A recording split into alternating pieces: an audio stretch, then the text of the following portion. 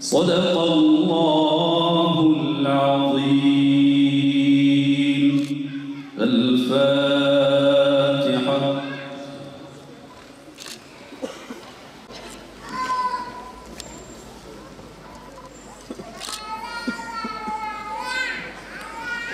Kıymetli misafirler, değerli anadolu, STK'larımızın saygıdeğer temsilcileri, hanımefendiler, beyefendiler ve basınımızın güzide emekçileri, Birlik Vakfı Milli Türk Talebe Birliği ve Genç Birlik olarak Sayın Doktor İhsan Şenur'da hocamızı ağırladığımız konferansında hepiniz hoş geldiniz, sefalar getirdiniz.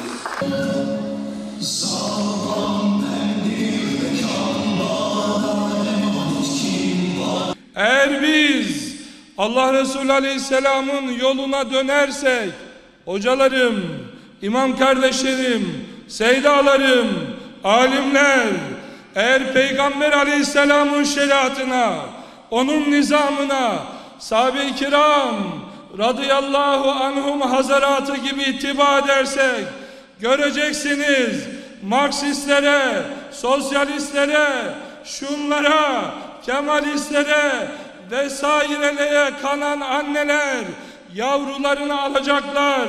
8 yaşlarında, 10 yaşlarında camiye, medreseye, İmam Hatip'e, Kur'an kursuna gelecek Hazreti Muhammed'i selamlayacaklar. Kardeşlerim, o merhameti gösterebilmek, ötekileştirmeden, Üstad Necip Fazıl diyor ya, bizim vazifemiz gardiyanın suçluya baktığı zaviyeden bakıp mahkum etmek değil.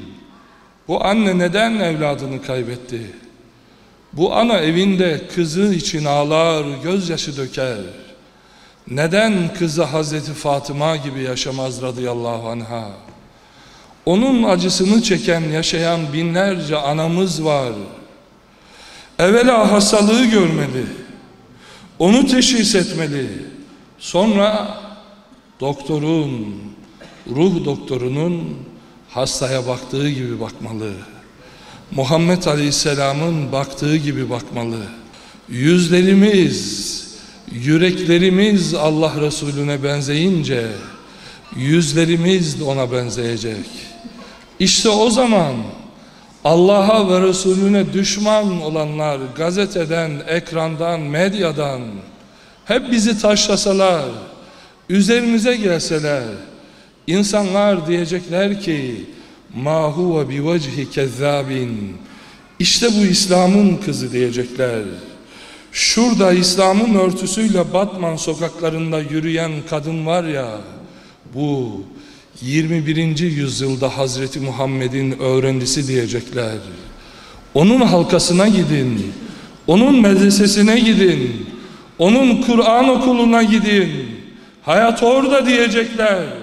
Aldatılan, birilerinin eğlence vasıtaları yapılan o kız çocuklarını o kadınlar kurtaracak. Onlar yeniden, onları Selahaddinlerin, Ulubatlı Hasanların anneleri yapacak diyecekler. Kardeşlerim, Efendimiz Aleyhisselatü Vesselam'ın özlediği bir gençlik olabilmek için onun öğrencileri gibi olma mecburiyetimiz var. Radıyallahu anhum ve radu an. Allah onlardan, onlar Allah'tan razı olmuştu. Kardeşlerim, cahiliye döneminde kız çocukların diri diri toprağa gömüyorlar, onlar cennete gidiyorlardı. Ama şimdi bir tane televizyon var, yarışma programı diyor. Erkeklerle kızları alıyorlar, dağa götürüyor, bir adaya götürüyor. Orada onların iffeti, ahlakı kalır mı?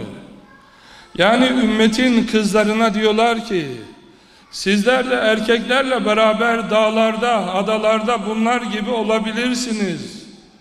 Bunlar gibi kalabilirsiniz. Sonra o kız çocuğu bir daha anne olabilir mi? Onun evi olabilir mi? Onu 30, onu 40 yaşına kadar istismar edecekler. Sonra evinin köşesinde ya ölümü bekleyecek ya da intihar edecek. Onların öldürdükleri cehenneme değil cennete gidiyordu cahiliye döneminde. Ama şimdi aldılar, ekranlarda soydular, iffetlerinin ticaretini yapıyorlar. Onların bedenleri üzerinden reyting kazanıyorlar. Ramazan ayında bile o yarışmaları yapan televizyon benim ülkemde, Anadolu'da, Evliya Yurdu'nda en fazla reytingi kazanabiliyorsa kardeşim, o halde benim kardeşlerimi, bu ümmetin kızlarını diri diri ekrana gömüyorlar.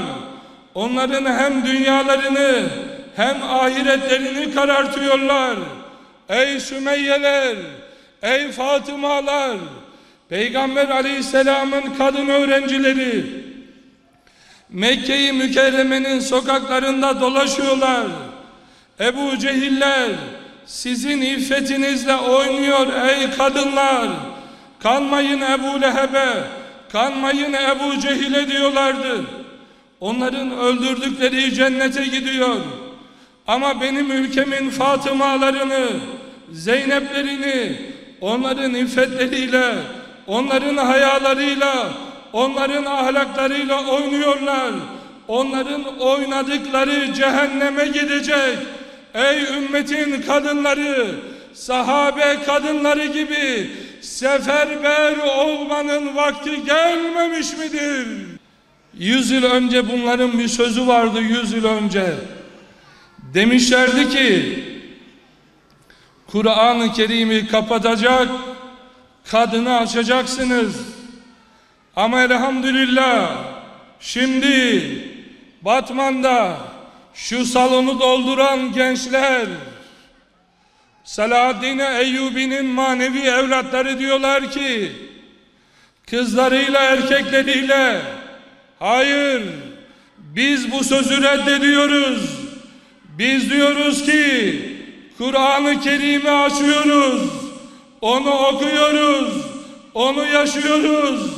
Biz diyoruz ki, kadınlarımız, kızlarımız, Ayşelerimiz, Sümeyye gibi olmaya Allah'a söz verdiler.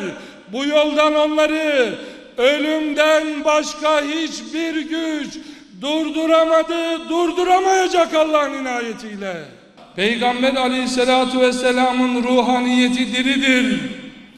Allah Resulü Aleyhisselatü Vesselam ruhaniyetiyle Batman sokaklarında ümmetin kızlarına İslam'ı anlatan, tesettürü anlatan, evini İslam okulu, evini medrese yapan sizleri, Fatımaları, Zeynepleri, Asiyeleri, Hazreti Muhammed Aleyhisselam Medine'den, Ravza'dan ruhaniyetiyle selamlıyor.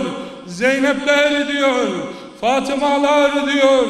Nasıl ümmetimin kadınları Medine sokaklarını, Mekke sokaklarını değiştirmişlerdi. Sizlere rica ediyorum, Batman'ın sokaklarını değiştirir misiniz?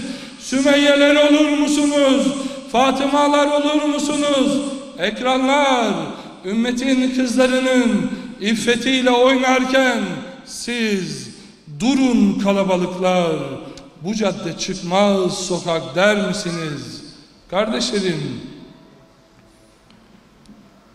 Efendimiz Aleyhisselatü Vesselam kadınların dünyasına müdahale etti. Gençler, genç kardeşlerim, sosyalizma bitti. Masal olduğunu Sovyetlerle dünyaya ilan ettiler. Müslümanlar Sovyetleri 89'da, mücahitler Afgan dağlarına gömdüler. Kapitalizmanın mezarını da Hazreti Muhammed'in çocukları kazacak aleyhisselam.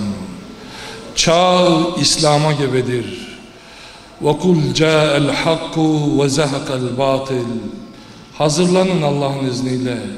Peygamber aleyhisselam 8 yıl sonra nasıl Mekke'ye dönüp putları serdiyse, şarktan garba kadar, Cava adalarından Cebeli Tarık'a, çağ İslam'a hazırlanıyor.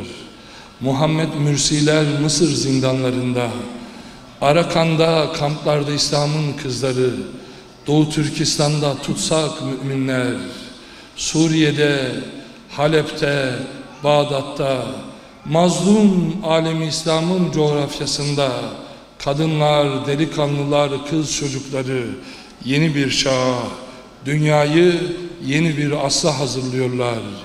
Geceden sonra sabahı getiren Allah'a yemin olsun ki 100 yıl sonra kapitalizm bir krizden diğerine savruluyor. Nizam Allah'ın nizamıdır. Yol İslam'ındır. Çağ İslam'ındır. İslam'ın dönüşüne hiçbir güç sen dönersen engel olamayacak Allah'ın inayetiyle. Söylediklerimde doğrular Kur'an-ı Kerim'e, Efendimiz Aleyhisselam'ın sünnetine, insanın hatalar varsa onlar bana aittir. Rabbim söylediklerimle amel etmeyi önce kendi nefsinde, sonra sizler üzerinde tesirini halk eylesin.